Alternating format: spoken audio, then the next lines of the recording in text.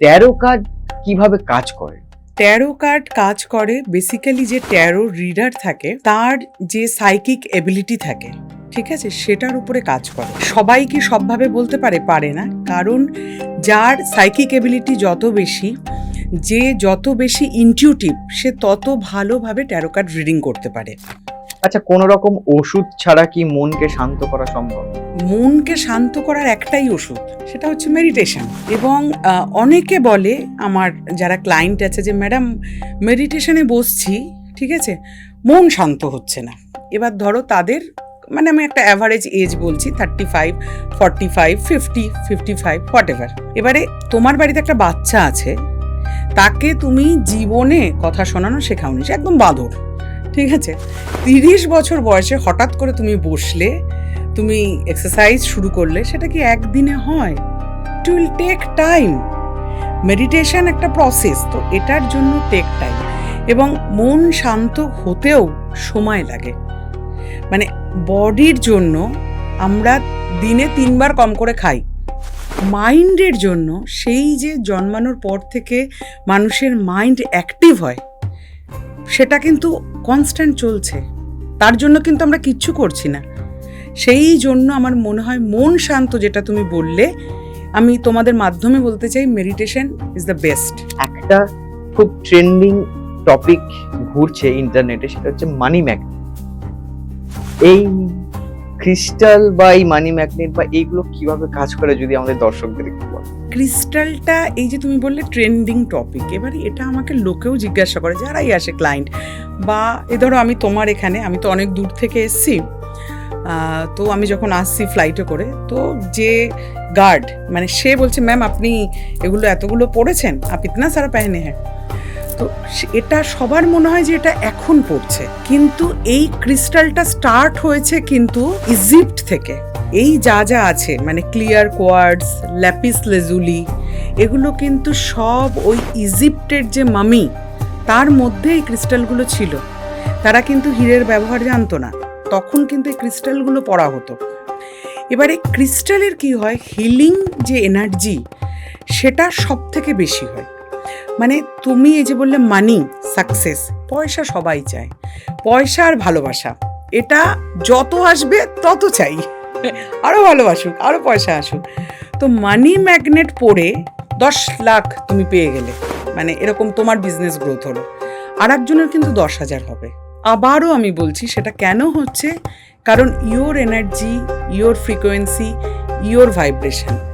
এবং এটা আমি দর্শকদের বলতে চাই, এটা কিন্তু আমার কথা নয়, এটা কিন্তু বিশ্ববিখ্যাত বৈজ্ঞানিক নিকোলা টেসলার কথা। যদি তুমি জানতে চাও যে বিশ্বের রহস্য কী, তাহলে তুমি ফোকাস করো নিজের এনার্জি, নিজের ভাইব্রেশনের ওপরে, নিজের ফ্রিকোয়েন্সির ওপরে।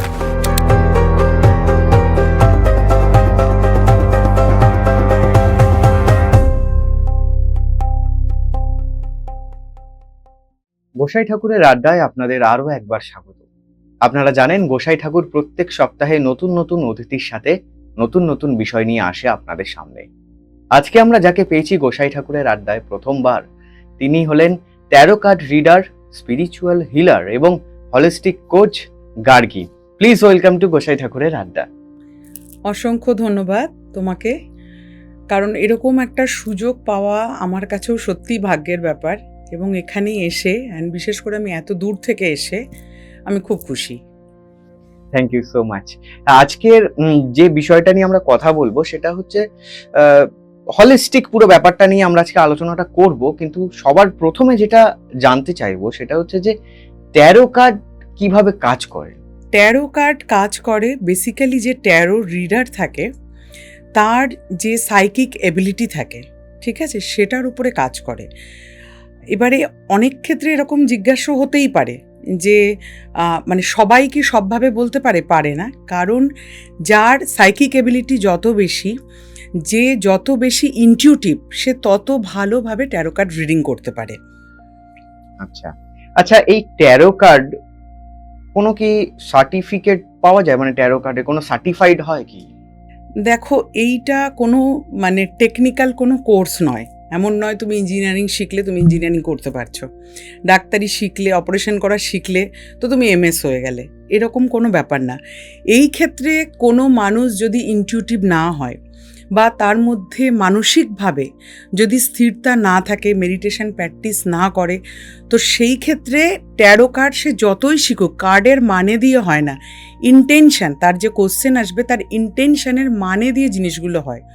তো আমার নিজের কোনো সার্টিফিকেট নেই এবং আমি চাইবো শুভঙ্কর, এটা আমি সবার সামনে দর্শকদেরও বলি, বাট আমার বাবাকে ছাড়া, মানে আমার বাবা ফার্স্ট যিনি গভর্নমেন্ট জবে ছিল আর কি, রাজ্য সরকারের, তাছাড়া আমার ফুল ফ্যামিলি, মানে আমার ঠাকুরদা, তার বাবা, এরা সবাই তান্ত্রিক ছিলেন এবং সেই লেভেলেরই তারা পুজো আর্চা করতেন। তো এটা একটা প্রিভিলেজ, মানে এই ধরনের প্রিভিলেজ আমি পেয়েছি, তাই সার্টিফাইড দিয়ে হয় না।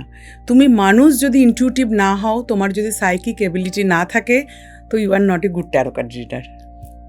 আচ্ছা আচ্ছা, আমি শুনেছি যে ট্যারো কার্ডে অনেক সময় যে খারাপ কার্ড আসে, তো এই খারাপ কার্ডগুলো কি সত্যি নেগেটিভ ইম্প্যাক্ট ফেলে, মানে নেগেটিভিটি কি তখন থাকে? ট্যারো বিলিভ অনলি পসিবিলিটির, সম্ভাবনা নিয়ে ট্যারো কার্ড হয়। এটা কিন্তু অ্যাস্ট্রোলজির থেকে একটু ডিফারেন্ট। ট্যারোর সম্ভাবনা কীরকম, ধরো কারোর একজন 180 সুগার হয়েছে, মানে একদম ভালো বর্ডার লেভেলে চলে গেছে, মানে যখন তখন ভালো রকমের সুগার হয়ে যেতে পারে। সেই মানুষটা এবারে বাড়িতে গেল, গিয়ে ডেইলি যোগা করছে, সুইমিং করছে, এক্সারসাইজ করছে, বয়েল খাবার খাচ্ছে, তোমার কি মনে হয় তার 180 থাকবে? কমবে তো। আর সে বাড়িতে গেল, গিয়ে ঘুমিয়ে পড়লো, চিজ খাওয়া শুরু করলো, বার্গার খাওয়া শুরু করলো, সে 180 থেকে 220-তে পৌঁছে যাবে। তো এটা হচ্ছে ট্যারোর পসিবিলিটিস। নেগেটিভ কার্ড যখন আসলো, তোমার লাইফে এইগুলো হতে পারে। এবারে তুমি যখন তার যে রেমেডিসগুলো আমি প্রোভাইড করি, বা ব্রেসলেট প্রোভাইড করলাম, রেমেডিস প্রোভাইড করলাম, বা কোনো রকমের পুজো মন্ত্রাস প্রোভাইড করলাম, তো সেই ক্ষেত্রে তখন সেই তার যতটা ইম্প্যাক্ট থাকবে, যতটা হাই ডেন্সিটি থাকবে, সেটা ডেফিনেটলি কম করবে তার, মানে। But astrology, taro card reader, what ever, কেউ কারোর ডেস্টিনি চেঞ্জ করতে পারবে না, বাট তার যে ইন্টেন্সিটিটা না, সেটা ডেফিনেটলি কম হবে। আচ্ছা, এই ট্যারো নিয়ে আপনি কিভাবে কাজ করেন? ট্যারো নিয়ে প্রথমেই ধরো আমার কাছে যে আসলো, তো তার কার্ড দেখলাম, আমি পাস্ট লাইফও দেখি। অনেক সময় কি হয়, প্রেজেন্ট লাইফে যে প্রবলেমগুলো থাকে সেটা কোথাও না কোথাও পাস্ট লাইফের কার্মার থেকে রিলেটেড থাকে। তো আমি সমস্ত ইম্প্যাক্ট দিয়ে ধরো দেখলাম, কার্ড দিয়ে, এগুলো দিয়ে সব দেখলাম, তার যে প্রবলেম আছে, তার যে ব্লকেজেস আছে, তার যে সমস্যা নিয়ে সে আসছে, তার রেমেডিসও আমি প্রোভাইড করছি। তার মধ্যে একদম ইন্ডিভিজুয়াল ধরো রেমেডিস হলে, এমনিতে মন্ত্রাস এগুলো তো সবাই দেয়, বা ব্রেসলেট এগুলো সবাই দেয়। আমি প্রোভাইড করি রুন একদম একটা এনশিয়েন্ট সিম্বল, ঠিক আছে, সেগুলো গায়ে ড্র করতে হয় এবং সেটাকে অ্যাক্টিভ করতে হয়, that is also the technique. তো আমি রুনের সিম্বল প্রোভাইড করি এবং বিভিন্ন ধরনের স্পেল, ঠিক আছে, সেইটাও আমি প্রোভাইড করি। তো আমি ট্যারোটাকে এইভাবেই কাজ করি, কিন্তু সাথে সাথে আমি এটাও চেষ্টা করি যে আমার কাছে আসবে, প্রথম হচ্ছে বেশিরভাগ ক্ষেত্রে আমরা যেসব ফিল্ডে আছি তারা ভীষণ ভয় পাইয়ে দেয়, এটা হবে, ওটা হবে, সেটা হবে। সবার আগে আমি মানুষকে নর্মাল করি, হিল করার চেষ্টা করি, কারণ তার কনফিডেন্ট যতদিন বুস্ট না হবে, সে কোনোভাবেই, মানে সে আমি স্পেল দিই আর যাই দিই, তার বিলিফ সিস্টেমের উপরে যদি সেটা ইম্প্যাক্ট না করে, তাহলে কোনো জিনিস কাজ করবে না। তো ফার্স্ট ফোকাস হচ্ছে আমার ওই জন্য হিলিংয়ের দিকে। আচ্ছা আচ্ছা, আপনি বললেন যে পাস্ট লাইফ দেখেন, এটা কি মানে পিএলআর নাকি ট্যারো দিয়েই? না, পিএলআরটা ডিফারেন্ট, কারণ পিএলআরে তাকে একদম মেডিটেটেড স্টেজে নিয়ে গিয়ে তার শুধুমাত্র অ্যাক্টিভ ব্রেন যেটা, ওটাকে অফ করে কনসাসটাকে অফ করে সাবকনসাসটাকে অ্যাক্টিভ করা হয়, ফলে সে ধীরে ধীরে পিছনে যেতে থাকে। পিএলআর আমি করি না, আমি ট্যারোর থ্রু তার পাস্ট লাইফটা দেখি, এবং সেখানে নট অনলি পাস্ট লাইফ, এই লাইফে অ্যাজ এ সোল পারপাস কি, মানে অ্যাজ এ বডি, তুমি যেমন অ্যাজ এ বডি তোমার পডকাস্ট আছে, তুমি আমাদের মতন যারা নতুন যারা আছে, যারা একটা সুযোগ খুঁজছে, তাদের প্রত্যেককে তুমি চান্স দিচ্ছ, but as a soul purpose হচ্ছে ইউ আর এ গিভার, মানে তুমি গিভিং করছো, মানে এটা দিচ্ছ, that is the your soul purpose. তো সেইগুলোও আমি কভার করার চেষ্টা করি। আমাদের চারপাশে প্রচন্ড রকম নেগেটিভ জিনিসপত্র থাকে, নেগেটিভ মানুষ, নেগেটিভ অ্যাম্বিয়েন্স। এখান থেকে কোনোভাবে কি বেরানো যায়? মানে নিজের মধ্যে কি পজিটিভিটি কোনোভাবে আমরা বাড়াতে পারি? প্রথমত আমি তোমাকে এই যে কোশ্চেনটা তুমি করলে, আমিও তোমায় কোশ্চেন করছি যে তোমাকে সবার আগে নেগেটিভের সাইনটা একটু দেখাও শুভঙ্কর। মাইনাস অ্যান্ড পজিটিভের সাইন প্লাস। তো নেগেটিভ মিন্স সোজা তুমি কোনো বাজে কথা শুনছো, সোজা কানে ঢুকে গিয়ে সোজা তোমার ব্রেনে এফেক্ট করছে। পজিটিভ কথাটার সাইন প্লাস, এটা হতে টাইম লাগে, তাই জন্য নেগেটিভের এফেক্টটা খুব তাড়াতাড়ি হয় কম্পেয়ার টু পজিটিভ। ঠিক সেই রকমভাবে এই যে তুমি বলছো যে চারিপাশে নেগেটিভ, এক্ষেত্রে ইউনিভার্সাল ল একটা আছে, সেটা হচ্ছে যে you attract not what you deserve, you attract actually what you are. মানে তোমার ভেতরে যদি নেগেটিভিটি থাকে, তোমার ফ্রিকোয়েন্সি যদি নেগেটিভ থাকে, তো তুমি তোমার লাইফের নেগেটিভ লোকজন কিন্তু অ্যাট্রাক্ট করবে। এক্ষেত্রে তুমি খুব ইয়াং, ঠিক আছে, এখনও বিয়েও হয়নি, তো তোমার বন্ধু যারা দেখবে যাদের রিলেশনশিপ ব্রেক হচ্ছে না, তাদের বারবার হচ্ছে, মানে তারা যেখানেই যাচ্ছে ধোঁকা খাচ্ছে, যেখানেই যাচ্ছে ধোঁকা খেয়ে যাচ্ছে, এসে কান্নাকাটি করছে। আবার কারোর যা লাইফ সেটেল, তার একদম মানে কম্পেয়ার একদম দারুণ সেটেল। তো অ্যাকচুয়ালি প্রবলেমটা কিন্তু বাইরে না, প্রবলেমটা ভেতরে। এবারে তুমি যেটা বললে কোশ্চেনটা, যে নেগেটিভের মধ্যে চারিদিকে যখন নেগেটিভ বা কারোর কোনো কথা তোমার খুব খারাপ লাগলো, তো তখন আমি কি করব? মানে হয় না 10 দিন ধরে সেই কথাটা থেকে তুমি বেরোতে পারছো না, বা কেউ বেরোতে পারছে না, অনেকে খুব সেন্সিটিভ থাকে। তো সেই ক্ষেত্রে আমি দর্শকদের উদ্দেশ্যে আমি দুটো জিনিস বলবো। একটা হচ্ছে প্র্যাকটিস ক্যাথারসিস, মানে এটা আমার কথা নয়, এটা ডাক্তারদের কথা। ক্যাথারসিস ইজ দ্য প্রসেস, যে তুমি একটা সাদা কাগজে ডায়েরির মধ্যে যা যা নেগেটিভ, অমুক আমাকে এই বলেছে, এই করেছে, সমস্ত নেগেটিভগুলো লিখে তুমি ওটা বার্ন করো। That is called catharsis. এবং এই টেকনিকটা তুমি কন্টিনিউয়াসলি করতে থাকো, এইটা একটা করতে পারো। তার সাথে সাথে খুব যখন নেগেটিভিটি ফিল হলো, ডিপ ব্রিদিং, মানে খুব টেনশন, খুব নেগেটিভ হচ্ছে, ডিপ ব্রিথ করো, হোল্ড করো, এবং ব্রিথ আউটের সময় বলো যে I release all the negativity from my body and soul. আমি আমার শরীর এবং মন থেকে সমস্ত নেগেটিভিটি রিলিজ করলাম। আমার মনে হয় এই দুটো হচ্ছে বেস্ট প্রসেস যে নেগেটিভ জিনিসের থেকে দূরে থাকার। তার সাথে সাথে আমি বলবো যে পজিটিভ লোকজনদের সাথে মেশো, এবং দর্শকদের উদ্দেশ্যে বলবো যে গোসাই ঠাকুরের আড্ডা দেখো, যেখানে পজিটিভ কথাবার্তা হয়, কোনো রকম নেগেটিভ না। তো সেই রকম পজিটিভ লোকজন, পজিটিভ জিনিস, এবং অনেক ক্ষেত্রে আছে, আমার বাবাই আছে, খেতে বসে খবর চালিয়ে দিল, বোম পড়েছে, এই পড়েছে, সেই পড়েছে, মানে that is not the good thing, you consume all the things. তো সেইগুলো বোম পড়েছে এটা জানলে, বাট তখন তুমি প্রেয়ার করে নাও যে যারা যেখানেই আছে সবাইকে ভালো রাখো ভগবান। মানে ইউ ক্যান নট চেঞ্জ না, তুমি এখন কোথাও গিয়ে আমেরিকায় বসে কাউকে বোঝাতেও পারবে না। তো সেই ক্ষেত্রে আমার মনে হয় জিনিসগুলো কনজিউম না করা সব থেকে ভালো। আচ্ছা, কোনো রকম ওষুধ ছাড়া কি মনকে শান্ত করা সম্ভব? মনকে শান্ত করার একটাই ওষুধ, সেটা হচ্ছে মেডিটেশন। আচ্ছা। এবং অনেকে বলে, আমার যারা ক্লায়েন্ট আছে, যে ম্যাডাম মেডিটেশনে বসছি, ঠিক আছে, মন শান্ত হচ্ছে না। এবার ধরো তাদের, মানে আমি একটা অ্যাভারেজ এজ বলছি, 35, 45, 50, 55, হোয়াট এভার, এইটাই মোটামুটি আমার যারা ক্লায়েন্ট আছে তাদের এজ। এবারে তোমার বাড়িতে একটা বাচ্চা আছে, তাকে তুমি জীবনে কথা শোনানো শেখাওনি, সে একদম বাঁদর, ঠিক আছে, 30 বছর বয়সে হঠাৎ করে তুমি বসলে, তুমি এক্সারসাইজ শুরু করলে, সেটা কি একদিনে হয়? It will take time. Meditation একটা প্রসেস, তো এটার জন্য টেক টাইম, এবং মন শান্ত হতেও সময় লাগে। মানে বডির জন্য আমরা দিনে 3 বার কম করে খাই, এছাড়া চা খেয়ে নিলাম, এই যে আমি এসে চা খেলাম, বিস্কুট খেলাম, এবারে বাইরে বেরিয়ে হয়তো আরও কিছু খাচ্ছি। মাইন্ডের জন্য সেই যে জন্মানোর পর থেকে মানুষের মাইন্ড অ্যাক্টিভ হয়, সেটা কিন্তু কনস্ট্যান্ট চলছে, তার জন্য কিন্তু আমরা কিচ্ছু করছি না। সেই জন্য আমার মনে হয় মন শান্ত, যেটা তুমি বললে, আমি তোমাদের মাধ্যমে বলতে চাই মেডিটেশন ইজ দ্য বেস্ট। আচ্ছা, এই মেডিটেশন করার তো প্রসেস আছে, সেটা কিভাবে করতে হয়, মানে সেটা কি বলা সম্ভব? হ্যাঁ, বলা সম্ভব।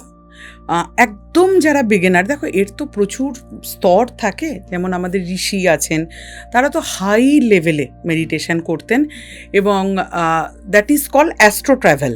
এটা আমি একটু বলতে চাই। অ্যাস্ট্রো ট্রাভেল মানে মেডিটেশন করছেন, যেটা আমরা অনেক সময় শুনেছি সমাধি নেওয়া। হ্যাঁ, তোমার বডি রয়েছে বাট তোমার সোল বাইরে বেরিয়ে গেল, বাইরে বেরিয়ে গেছে। বাইরে বেরিয়ে গিয়ে সে কিন্তু পুরো ট্রাভেল করে চলে আসলো। কিন্তু তুমি যেটা বললে বাড়িতে বসে মেডিটেশনের সব থেকে ভালো, একটু শান্ত জায়গায় বসো, সকালের দিকে করো, যখন কসমিক যে রে এনার্জি সব থেকে হাই থাকে। তো তুমি বসে 5 second inhale, 5 second hold and 5 second exhale. নিঃশ্বাস নাও এবং হোল্ড করো এবং ছাড়ো, অ্যান্ড ট্রাই টু ফোকাস যে আমি কিছু ভাববো না। মানে এক্ষেত্রে তুমি কোনো সাবমেনিয়াল মিউজিকের চালিয়ে দিতে পারো, মন্ত্র শুনতে পারো। তো এইটা করতে থাকলে একদিনে হবে না, ঠিক আছে? তো একদিনে জিমে গেলে ওজনও কম হয় না। আমার খুব মনে হয় 10 দিনে আমি 10 কেজি কম করব, মানে পসিবল না, ইট উইল টেক টাইম। তো এইভাবে যদি করতে থাকে কেউ, তাহলে মন ডেফিনেটলি শান্ত হবে। আচ্ছা, স্ক্রিনে তো আপনার নাম্বার যাচ্ছে, এই নাম্বারে যোগাযোগ করার কি প্রসিডিওর আছে? এই নাম্বারে যোগাযোগ করলে আমার যিনি ম্যানেজার আছেন তিনি ফোন ধরবেন।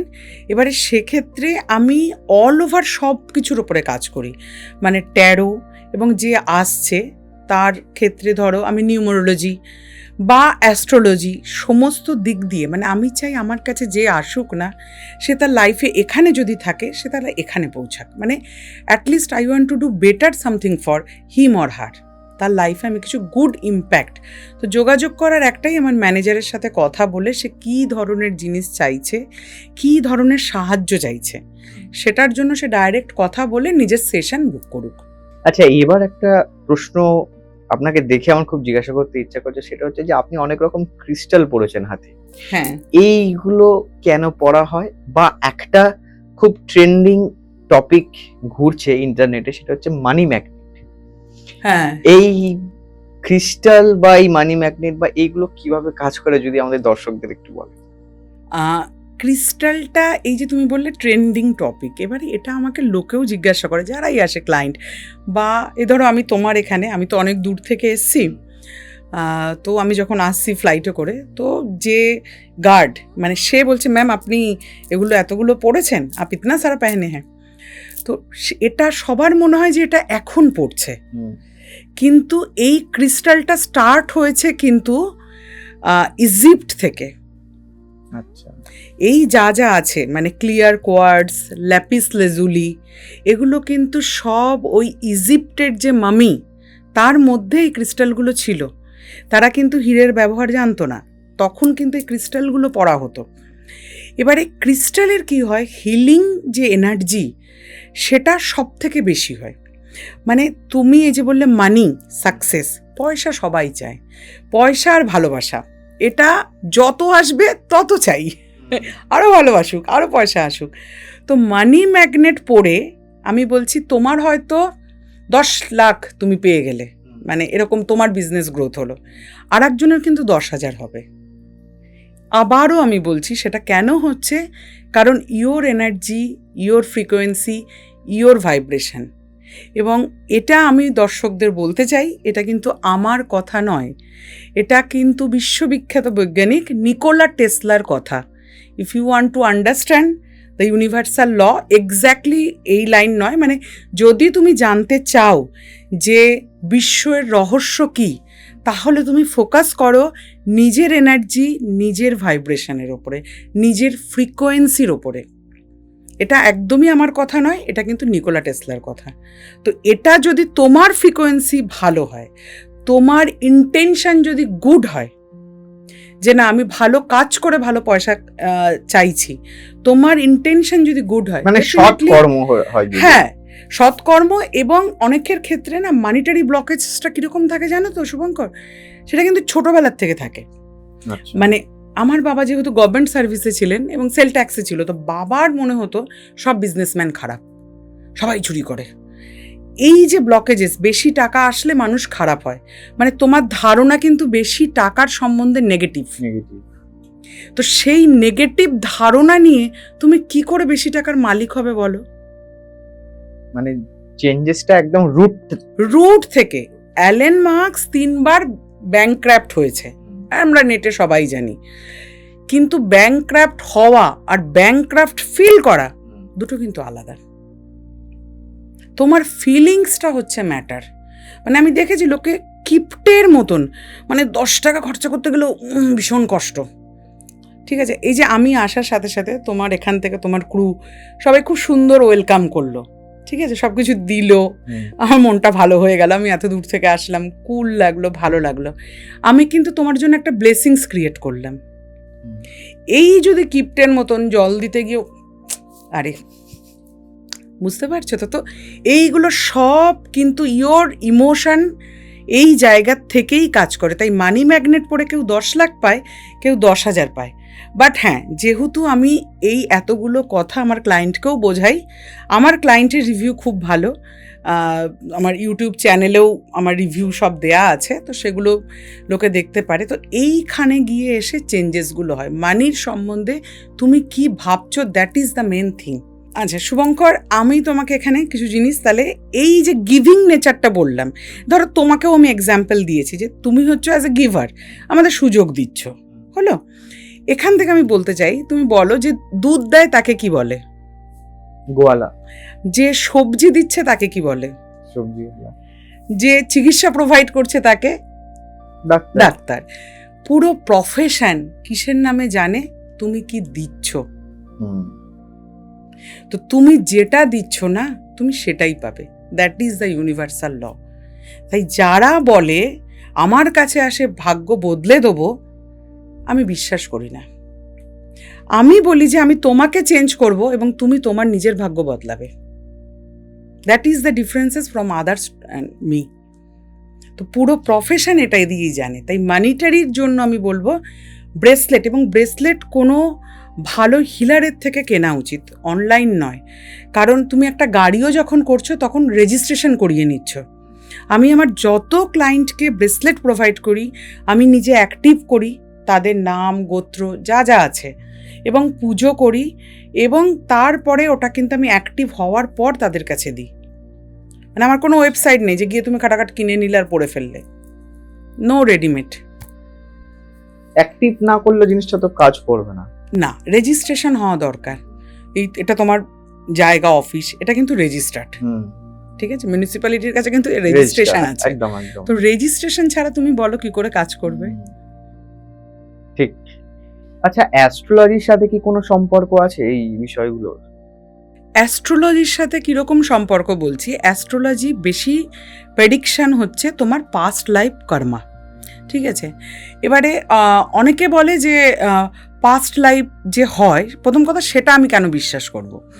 আমার সিম্পল এক্সাম্পল, সেটা হচ্ছে যে একই মায়ের থেকে, একই বাবার, মানে সেম প্যারেন্টস, একই জায়গায় দুটো বাচ্চা, same date of birth, same place, same জায়গায়, একই রকমের দেখতে, আইডেন্টিক্যাল টুইন্স জন্মায়, কিন্তু দুজনের ভাগ্য কি সেম হয় শুভঙ্কর? হয় না। তার মানে পাস্ট লাইফে তারা এমন কিছু নিয়ে আসে যার জন্য তাদের যে সংস্কার আলাদা থাকে, এবং সেই হিসাবে তারা সেই জিনিসটাকে নিজের লাইফে নিয়ে আসে।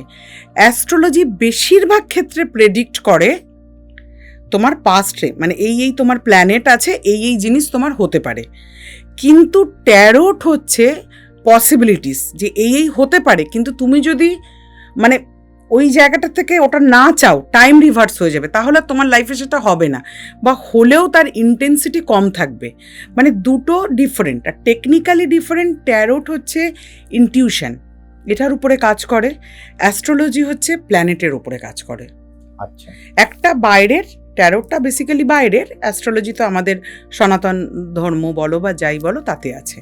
আচ্ছা, আমার একটা প্রশ্ন করতে খুব ইচ্ছা করছে, সেটা হচ্ছে যে ধরুন আমি একজন সাধারণ মানুষ, আমি এই বিষয়ে কিচ্ছু জানি না, আমি আপনার কাছে কেন ট্যারো কার্ড রিডিং নেব? প্রথম কথা হচ্ছে, যদি তুমি জানো, ধরো সকালবেলা তোমার মোবাইলে মেসেজ আসলো যে আজকে কিন্তু অরেঞ্জ অ্যালার্ট জারি হয়েছে, খুব বৃষ্টি হবে। এবারে তোমার ধরো তোমার কোনো বান্ধবীর সাথে ফুচকা খেতে যাওয়ার কথা, কফি খেতে যাওয়ার কথা, তুমি কি আর যাবে? যাবে না। তুমি বলবে না না থাক না, আমি ভিডিও কলে কথা বলে নিচ্ছি, আজকে গিয়ে লাভ নেই রে, ফোনে এসে গেছে। তো তুমি যদি আগের থেকে জানো যে তোমার জন্য কোন জিনিসটা ভালো, তো সেইখানে তুমি তাহলে ফোকাস করবে। ঠিক ট্যারো সাধারণ মানুষের এই জন্য আসা উচিত যে বেস্ট গাইডেন্সের জন্য, সেটা লেখাপড়ার ক্ষেত্রে হোক, জবের ক্ষেত্রে হোক, মানে তুমি যে প্রফেশনে আছো, ঠিক আছে, সারাক্ষণ তুমি কথা বলছো, তোমার যদি বুদ্ধি স্ট্রং না থাকে তোমার কিন্তু এই প্রফেশন সাকসেসফুল হবে না। তো সেই জন্য আমার মনে হয় যে এইগুলো আগের থেকে গাইডেন্স নেওয়া উচিত। যেমন কেরিয়ারের জন্য লোকে আজকাল অ্যানালিসিস করছে, এই করছে সেই করছে, তো এটা তোমার ওভারঅল লাইফ জার্নির জন্য তো এটা খুবই একটা প্রয়োজনীয় জিনিস, যে একবার দেখিয়ে নিলে, শুনে নিলে, জেনে নিলে কোনো অসুবিধা তো নেই। আমি আপনার সাথে অফ ক্যামেরা একটা বিষয় নিয়ে কথা বলছিলাম, সেটা হচ্ছে যে আপনি সার্টিফাইড ট্যারো কার্ড রিডার, খুব সম্ভবত। আমি এটা না, ট্যারোটাতে আমার সার্টিফিকেট নেই, but I have the privilege. Certified, হ্যাঁ ডেফিনেটলি আমার international certified holistic coach, I mean sound healing, আমি ঋষিকেশ থেকে করে এসেছি।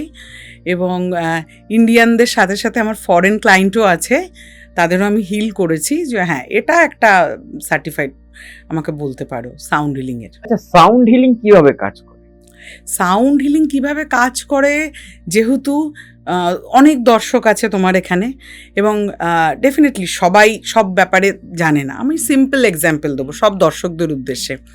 সেটা হচ্ছে পার্টির গান শুনছো, আজ দিল হ্যায় পানি পানি, চলে গেলে তুমি যে কোনো আমাদের এখানে এই বলো নিকো পার্ক গেলে এই গেলে তুমি দিল হ্যায় পানি পানিতে তুমি নাচা শুরু করে দিলে, ব্যাস রাত্রির হলো, তুমি অরিজিৎ সিংয়ের গান শুনলে, বা তুমি অনুপম রায়ের গান শুনলে, ফিরে গেছে কত, তোমার হয়ে গেল, মুডের ব্যান্ড বেজে গেল। তো এক্স্যাক্টলি সাউন্ড হিলিং, তোমার যে এনার্জি, মানে সাউন্ড মুড সুইং করে দিল না, একটাতে তুমি নাচলে আর একটাতে তোমার সেই ছোটবেলার পাড়ার মেয়ের কথা মনে পড়ে গেল। তো এইটা হচ্ছে সাউন্ড, মানে যেটা তোমার ফ্রিকোয়েন্সিকে হিল করে বা টিগার করে। অনেকের খুব লাউড সাউন্ডে টিগার হয়, তো এক্স্যাক্টলি এইখান থেকে হিলিংটা স্টার্ট হয়। যে যে ধরনের পেন তোমার আছে, সেই সাউন্ড সেই ভাইব্রেশনে গিয়ে রিচ করে এক্স্যাক্টলি তোমাকে হিল করছে। মানে ধরো যারা জিম করে, খুব হাই মিউজিক শুনছে, প্রচুর জিম করছে, বাড়ি গিয়ে কিন্তু তারা টায়ার্ড হয়। তুমি বলেছো তুমি খুব স্পিরিচুয়াল, তুমি কীর্তন শুনে দেখো কখনো, সেই সাউন্ড অতটাই এনার্জি দিয়ে নাচছো, গান গাইছো, বাড়িতে এসে মুড সাংঘাতিক ভালো, তুমি কিন্তু টায়ার্ড ফিল করবে না। তো সাউন্ড এই লেভেলে মানুষের প্রত্যেক কটা ভাইব্রেশনে গিয়ে এফেক্ট করে, এবং সেইখান থেকে আমি লোককে হিল করতে সাহায্য করি।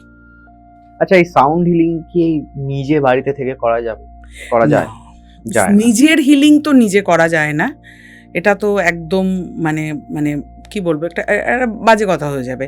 এবং যখনই তুমি হিল হতে যাবে, আমি আমার কথা বলছি না, কোনো ভালো এক্সপার্টের কাছে যাওয়া উচিত, এটা আমার মনে হয়। আমাদের নিজেদের ফ্রিকোয়েন্সি নিয়ে আমরা কথা বলছিলাম, আমাদের নিজেদের কি কোনো ফ্রিকোয়েন্সি হয়? মানে আমার ফ্রিকোয়েন্সি আলাদা, এখানে যারা আছে প্রত্যেকের আলাদা আলাদা কি ফ্রিকোয়েন্সি আলাদা হয়? ডেফিনেটলি আলাদা হবে, কারণ অনেক সময় দেখবে তুমি কোনো মানুষকে হয়তো তুমি একবার দুবার দেখলে, তোমার দেখেই খুব ভালো লাগলো, তোমার তার সাথে কোনো ইন্ট্রোডাকশন হয়নি, এবং আমি এটা অন্য লাভ অ্যাঙ্গেলে বলছি না, অ্যাজ এ পার্সন তোমার তাকে ভীষণ ভালো লাগলো, বাহ মানুষটা তো বেশ ভালো, তোমার সাথে হয়তো তার কোনো কথা হয়নি, এটা দর্শকদের, যারা দর্শক বন্ধু দেখছে তাদেরও হয়েছে। বা কোথাও বিয়ে বাড়ি গেল, কোনো পার্টিতে গেল, কাউকে দেখলো, সে কোনো মিসবিহেভ করেনি, কিন্তু দেখেই না মাথাটা গরম হয়ে গেল, না কথা বলবো না। মানে তোমার ওয়ার্ডের আগে না, তোমার ফ্রিকোয়েন্সি রিচ করে। আচ্ছা, তোমার ওয়ার্ডের আগে। এবং এই ক্ষেত্রে আমি বলবো যে এই যে অরা নিয়ে কথা হয় বা ফ্রিকোয়েন্সি নিয়ে কথা হয়, এটা ফিজিক্সে আছে যে আমাদের সারাউন্ডিং প্রচুর পার্টিকেলস থাকে, and that is call ghost particles, যেটা দেখা যায় না। বা ওই যে সিনেমায় দেখেছি মার্ডার টাডার হওয়ার পর গ্রিন লাইট দিয়ে দেখাতে থাকে। তো এই যে নেগেটিভ হলে তোমার ফ্রিকোয়েন্সি ওই লেভেলেই যাবে। তখন তোমাকে দেখে লোকজন, ওই যে বললাম, যার একজনের সাথে ঝগড়া হয় তার দেখবেন প্রায় লোকজনের সাথে ঝগড়া ঝামেলা জড়িয়ে পড়ে। তো এইটা হচ্ছে ফ্রিকোয়েন্সির মেন ব্যাপার। আচ্ছা, আমাদের লাইফে তো অনেক সময় অনেক কিছু ব্লকেজ থাকে, এই ব্লকেজ কি কোনোভাবে হিলিং বা মেডিটেশন দ্বারা ক্লিয়ার করা যায়? আমার মনে হয় ব্লকেজ বা অন্য মানে মানে শারীরিক ক্ষেত্রেও যদি কোনো ব্লকেজ থাকে না, সেটা একমাত্র মেডিটেশন অ্যান্ড হিলিং দিয়েই সলভ করা যায়। মানে ধরুন, আমাদের অনেক দর্শকই দেখেন, বিভিন্ন বয়সের অনেক দর্শক শারীরিক আছে, ক্ষেত্রে বলছো তো? শারীরিক ক্ষেত্রে অনেক সময় অনেক ব্লকেজ থাকে। দেখো, এই ক্ষেত্রে আমি বলবো, এটা আমার কথা না, এটা মানে সায়েন্টিফিক কথা। That is call psychosomatic disease. এবং যারা দর্শক বন্ধু আছে, যারা এটা ঠিক বিশ্বাস করতে পারে না, আমি বলছি গুগলে গিয়ে এখনই টাইপ করুক সাইক্রোসোম্যাটিক ডিজিজ। ডিজিজ মিন্স তুমি এক ধরনের এনার্জিতে আছো, তোমার বডি কিন্তু সেই ধরনের রোগ উৎপন্ন করবে।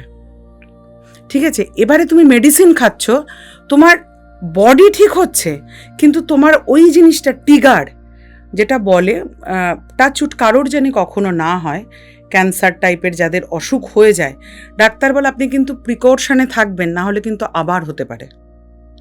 তো এই ক্ষেত্রে that is call psychosomatic disease.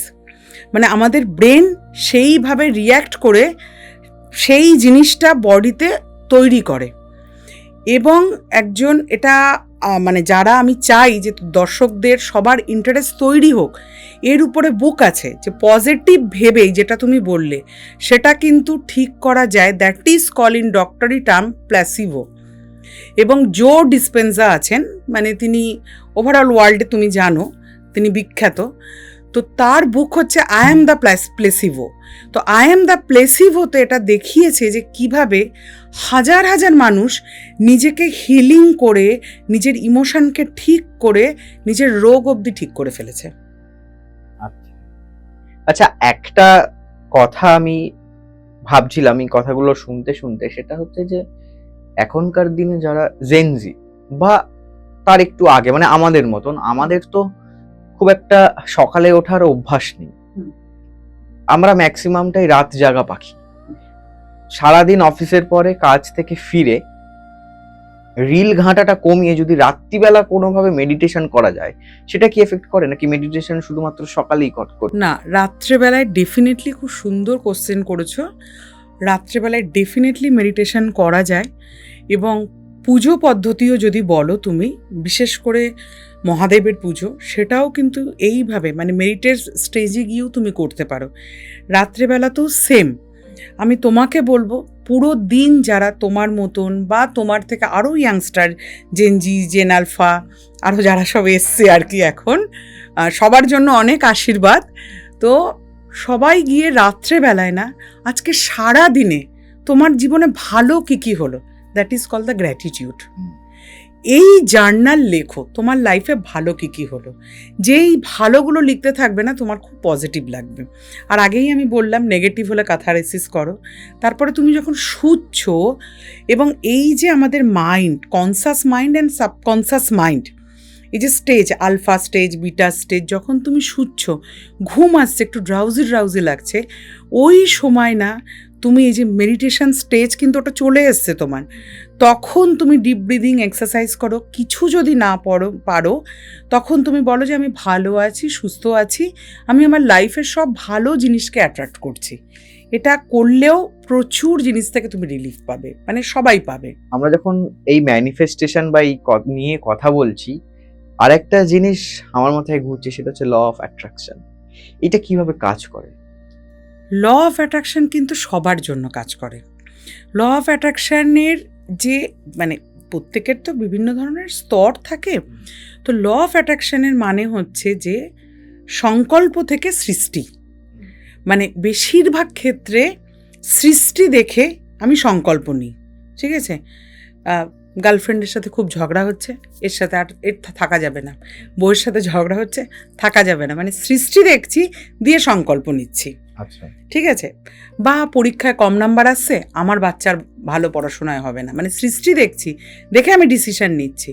কিন্তু ল অফ অ্যাট্রাকশন বলছে প্রথমে ডিসিশন নাও, যে আমার বাচ্চা ভীষণ ভালো, পড়াশোনায় খুব ভালো, তারপরে তুমি সেটা সৃষ্টিতে গিয়ে দাও। এই ক্ষেত্রে কিন্তু কিছু পার্ট আছে, মানে তুমি জীবনে যা চাও তুমি তাই পাবে। সেটা হচ্ছে যেটা তোমাকে প্রথমে বললাম, যে রিলিজ অল দ্য নেগেটিভিটি। সেটা ক্যাথারসিস করে হোক, ব্রিদিং এক্সারসাইজ করে হোক, নেগেটিভ লোকজনদের থেকে, অ্যাটমসফিয়ারের থেকে দূরে থেকে হোক, সেটা তুমি রিলিজ করলে। তারপরে স্টার্ট প্র্যাকটিস গ্র্যাটিটিউড। যে কোনো সময় তুমি গ্র্যাটিটিউড প্র্যাকটিস করো। যেমন আমি আজকে তোমার এখানে এসেছি, আমি সকল দর্শকদের বলতে চাই যে আমি খুব খুশি, ধন্যবাদ তোমাকে যে এত সুন্দর সুযোগ দিয়েছো। গ্র্যাটিটিউড। এবং তারপরে অ্যাফার্মেশন, যেটা তুমি বলতে থাকবে না সেটা ধীরে ধীরে তোমার সাবকনসিয়াস মাইন্ডকে অ্যাক্টিভ করতে থাকবে।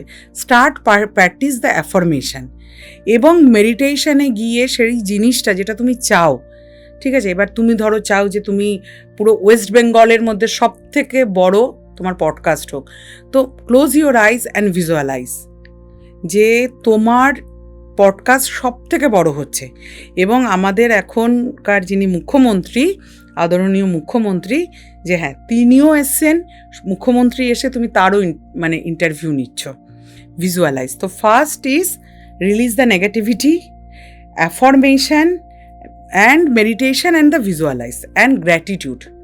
গ্র্যাটিটিউড না হলে কিন্তু জীবনে, কৃতজ্ঞতা না থাকলে কিচ্ছু হয় না, কিচ্ছু হবে না। আচ্ছা, এর সাথে কি কোনোভাবে তন্ত্রের যোগ আছে? না, তন্ত্র ইজ এ ডিফারেন্ট সাবজেক্ট। আমি জানি তুমি কেন এটা জিজ্ঞাসা করছো। আমি আমার দাদুর কথা ব্যাক ক্যামেরাতে বলছিলাম। তন্ত্রটা কিন্তু সম্পূর্ণ আলাদা। ঠিক আছে, এই তন্ত্রের ব্যাপারটা কিন্তু এটার সাথে কোনো রকমের যোগাযোগ নেই, পুরো আলাদা। পুরো আলাদা। তন্ত্র সম্বন্ধে আপনার কি ধারণা? প্রথম কথা তো তন্ত্র সম্বন্ধে বেশিরভাগ লোকের কি ধারণা? বেশিরভাগ লোকের কিন্তু একটু নেগেটিভ ধারণা। এবং অনেকে কিন্তু বেশ খুব প্রাউডলি বলে আমি তান্ত্রিক, ঠিক আছে, এবং শুধুমাত্র ভয় পাওয়ানোর জন্য বলে যে হ্যাঁ আমি তান্ত্রিক। তান্ত্রিক মানে আমার কাছে প্রচুর কিছু পাওয়ার আছে। ব্যাপারটা কিন্তু সেটা নয়, একদম সেটা নয়। কারণ তন্ত্র ইজ এ ডিফারেন্ট, মানে ধর্ম যদি তুমি বলো রিলিজিয়াস, এক্ষেত্রে তন্ত্র আসছে মানে পার্টিকুলার হিন্দু ধর্ম চলে এলো। তো হিন্দু ধর্মের পূজা পদ্ধতি কিন্তু দু ধরনের, একটা হচ্ছে বৈদিক উপাসনা, আর একটা হচ্ছে মানে সনাতনী বৈদিক উপাসনা, আর একটা হচ্ছে তান্ত্রিক উপাসনা। তো এই যে বৈদিক উপাসনা, এটা কিন্তু হচ্ছে সত্যযুগে যেটা, সেটা হচ্ছে সব থেকে বেশি অ্যাক্টিভ ছিল। কলিযুগে যদি তুমি বলো, আমার মনে হয় তান্ত্রিক পূজা পদ্ধতিতে করলে সব থেকে বেশি এফেক্টিভ হবে, মানে সেটা অনেক ফাস্ট গ্রোথ দেবে। এটা হচ্ছে সিম্পলি ভগবানকে পুজো করার একটা পদ্ধতি, এটার সাথে কিন্তু ভয় পাওয়ানো, ভয় দেখানোর কোনো সম্পর্ক নেই। এই যে তন্ত্রের কথাটা বললে, তন্ত্রেরও কিন্তু মানে এই যে নেগেটিভ যেটার জন্য লোকে ভয় পায়, ব্ল্যাক ম্যাজিক, কালো জাদু, এটা কিন্তু আমাদের মানে যারা পুজো করে তাদের বলে অভিচারা। অভিচারা একটা মানে এমন জিনিস যেটাতে তোমার ইন্টেনশন, তুমি কি ইন্টেনশন দিলে সেটা উপরে নির্ভর করে। মানে তুমি যদি নেগেটিভ ইন্টেনশন দাও অভিচারাতে, ডেফিনেটলি সেটা তখন ওই মানে নেগেটিভ রেজাল্ট আসবে। আমি ব্ল্যাক অ্যান্ড হোয়াইটে বিশ্বাসী নই। এবং এই তান্ত্রিক যে পুজো, এরও বিভিন্ন ধরনের স্তর থাকে, মানে বেদাচার, তারপরে ধরো বৈষ্ণবাচার, তারপরে শৈবাচার, তারপরে কিন্তু শুরু হচ্ছে আসল তান্ত্রিক প্র্যাকটিস, মানে Dakshinachar and Vamachar. Vamachar is a extreme. এবং এটা আমাদের বেদ, যে অথর্ব বেদ, ওখানে থেকে কিন্তু শুরু হচ্ছে বিভিন্ন ধরনের অথর্ব বেদে যে প্র্যাকটিস আছে, সেটা অ্যাকচুয়ালি তান্ত্রিক পূজা পদ্ধতির সাথে রিলেটেড। আচ্ছা, বশীকরণ নিয়ে আপনার কি মতামত? বশীকরণের জন্য তো মানে 17 বছর বাচ্চাও ইনস্টাগ্রামে বলে কে বশীকরণ করেন আপনি। তো ফার্স্ট অফ অল আমার মতামত যে অন্যকে বশ করা না, নিজের মাইন্ডকে প্রথমে কন্ট্রোল করো, তাহলে সব অটোমেটিক কন্ট্রোলে হতে থাকবে। এবং আর একটা জিনিস হচ্ছে যে বশীকরণ হচ্ছে একটা পদ্ধতি, মানে এটাও একটা টেকনিক, এটাও অথর্ব বেদে আছে, এর 6টা অ্যাপ্লিকেশন হয়, ঠিক আছে। বশীকরণটা নিয়ে বেশি বলা হয়, মানে 6টা স্টেজের মধ্যে হচ্ছে মারণ, বিদ্বেষণ, উচাটন, স্তম্ভন, সম্মোহন, বশীকরণ। মারণ কিলিং, উচাটন মানে হচ্ছে ডিস্ট্রাকশনস, তুমি তোমার কাজ করতে পারবে না, সারাক্ষণ মনের মধ্যে একটা শুরু হলো, উচাটন। বিদ্বেষণ মানে হচ্ছে খুব নেগেটিভ, সব কিছুর সম্বন্ধে নেগেটিভ। বশীকরণ তো জানোই। স্তম্ভন মানে হচ্ছে মন্ত্র এমন কিছু বলা হলো, তুমি স্ট্যাচু হয়ে গেলে, স্ট্যান্ড স্টিল, ঠিক আছে, সেটা হচ্ছে স্তম্ভন ক্রিয়া। এবং সম্মোহন হচ্ছে যে তুমি হিপনোটাইজ, মানে ওইটাতেই তুমি রয়েছো। এগুলো বেসিক্যালি এক ধরনের, আমি বলবো যে ক্রিয়া। এবারে মানুষের ওপরে ডিপেন্ড করে যে তুমি এটাকে নিয়ে কি করছো। আদারওয়াইজ তান্ত্রিকটা হচ্ছে খুব ফাস্টেস্ট পুজো পদ্ধতি, যেটাতে ভগবান অবধি পৌঁছাতে পারবে। এবং এর সমস্ত জিনিস, মন্ত্র, সেগুলো সমস্ত হচ্ছে মহাদেবের নামে। এবং এর স্টার্টিং কিন্তু অথর্ববেদে আছে, রীতিমতো আছে। আমাদের সময় একদম শেষের দিকে, তবে শেষ করার আগে আমি একটা অনুরোধ করব আপনাকে, আমাদের দর্শকদের জন্য যদি আপনি বলেন কিভাবে পজিটিভ থাকা যায় এবং কিভাবে পজিটিভ লাইফস্টাইল লিড করা যেতে পারে। পজিটিভ থাকার জন্য প্রথম হচ্ছে নিজেকে একদম পজিটিভ রাখুন, বাইরের ডিস্ট্রাকশান থেকে নিজেকে একটু দূরে রাখুন এবং মনে বিশ্বাস রাখুন আপনার সাথে খুব ভালো হবে। পজিটিভ বই পড়ুন, যেরকম আমি এক্ষেত্রে তোমাকে বলবো যে রন্ডা বাইনের একটা বুক আছে, মানে তাই নিয়ে ডকুমেন্টারিও তৈরি হয়েছে, দি সিক্রেট। সেখানে রন্ডা বাইন নিজের বয়ফ্রেন্ড মানে হাজব্যান্ড থেকে শুরু করে লাইফে যা যা চায় সেই জিনিসটা কিন্তু তৈরি হয়েছে। এই ধরনের বই পড়ুন, পজিটিভ লোক, পজিটিভ মানুষের সাথে থাকুন এবং এই ধরনের পজিটিভ পডকাস্ট দেখুন, যাতে আপনি নতুন কিছু শিখতে পারবেন, জানতে পারবেন। অনেক অনেক ধন্যবাদ আমাদের গোসাই ঠাকুরের আড্ডায় আসার জন্য, এতটা সময় আমাদের দেওয়ার জন্য। আজকের পর্ব এখানেই শেষ করব। দেখা হবে আগামী সপ্তাহে নতুন কোনো অতিথির সাথে, নতুন কোনো বিষয় নিয়ে। তবে শেষ করার আগে যেটা বলবো সেটা হচ্ছে, আপনারা যারা ভাবছেন গার্গী ম্যাডামের সাথে যোগাযোগ করতে চাইছেন, স্ক্রিনে তো নাম্বার রইলো এবং ডেসক্রিপশন বক্সে নাম্বার তো আছেই। এছাড়াও যদি কোথাও অসুবিধা হয় আমাদের অফিসিয়াল ফোন নাম্বারে ফোন করবেন, আমরা আপনাকে গাইড করে দেবো। আর ততক্ষণ দেখতে থাকবেন গোসাই ঠাকুরের আড্ডা। আর হ্যাঁ, কেমন লাগলো আজকের এপিসোডটা জানাতে কিন্তু একদম ভুলবেন না। ভালো থাকবেন, সুস্থ থাকবেন আর দেখতে থাকবেন গোসাই ঠাকুরের আড্ডা। নমস্কার।